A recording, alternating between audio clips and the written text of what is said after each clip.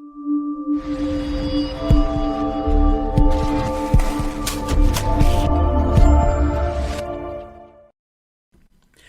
I talk about failure, I want to define what failure and success is. I want the patient to have an expectations of what's successful and what's failure. And my goal is metabolic restoration. It just so happens that they get a phenotypic change as their metabolism returns to normal. It used to be that 12.8% of the US population was metabolically healthy. Post-COVID, that's gone down to about 6 to 9%, depends on what study you're reading. And so it's not the phenotypic change that I'm necessarily targeting. It's the metabolic restoration and then all of the other issues. And then it just so happens that when you're metabolically healthy, that phenotypic change returns to normal, which is what we want. But we don't have to, I don't want to set that patient up to look at that scale every day. And I'll explain that in a second. The most common things that we see, and this is just an overview, but electrolyte disturbances are the most common thing when we initiate a low carb lifestyle for these patients.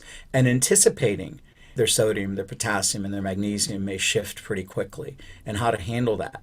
It's especially relevant because some of these patients have been on medications for a long time and they forget to mention them, or they don't think that they're important. Or, I have a lot of middle-aged and older women. It's particularly women. I'm not trying to stereotype, but that's the population I find it in, who are taking diuretics. And they don't think anything of it like it's a special medication because they've historically used diuretics. They may have borrowed some. They may have gotten some that are left over, and they're using diuretics to control their weight. Well, you throw on a low-carb lifestyle, the initial potassium and sodium shift can be pretty significant, and they're still taking diuretics. And all of a sudden, you end up with a patient with atrial fib or some other significant cardiovascular compromise, and you don't know why. The other metabolic complications come about if we fail to deprescribe some of the medications underneath it. So certainly the ones that we know of, typically blood pressure medicines, beta blockers, and also obviously the insulin drugs and all of the other hypoglycemics. We have to rectify those and make sure that we're anticipating those. And there's a lot of issues that can occur with that as these patients lose their weight and as they shift their cholesterols, and if they're on statins, it can sometimes induce muscle pain. We talk about statins having muscle pain for a certain population of patients, but as they shift their metabolism and they've shifted their cholesterol, I find that a lot of them suddenly start developing muscle pain that they didn't have before. And it responds to the same thing that the statins did in the first place, which is CoQ10. A lot of them will end up with severe mood and agitation issues. And that may be because you're rapidly shifting their gut microbiome, or they have underlying issues. And I typically will use GABA-minergic agents. And there's a balance between glutamate and GABA is our inhibitory neurotransmitter. Sometimes I'll use theanine. And I'm going to be talking a little bit more about these. Sleep disturbance is very common in our patients. Anticipating that they're going to have sleep disturbances is key, because that restorative sleep is critical to their long-term health. They need a good 7-8 hours of sleep.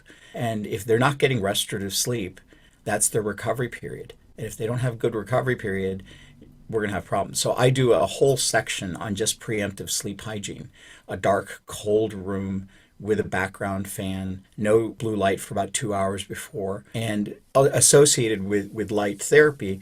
In the morning, I'm trying to get them exposed to blue light. I'm trying to get them coordinated with their circadian rhythms so they see sunlight. And I have patients have major issues with sleep beforehand. A lot of them are on Z drugs, and I have to wean those off. So frequently, and I have to use something like a compound like Doc Parsley's, which has a ton of GABA. It's a supplement. It's not a pharmaceutical. A lot of these patients have severe fatigue and energy depletion. And I use a lot of yerba mate, and I also use a lot of caffeine in these patients. Sometimes I'll do hormone replacement therapy.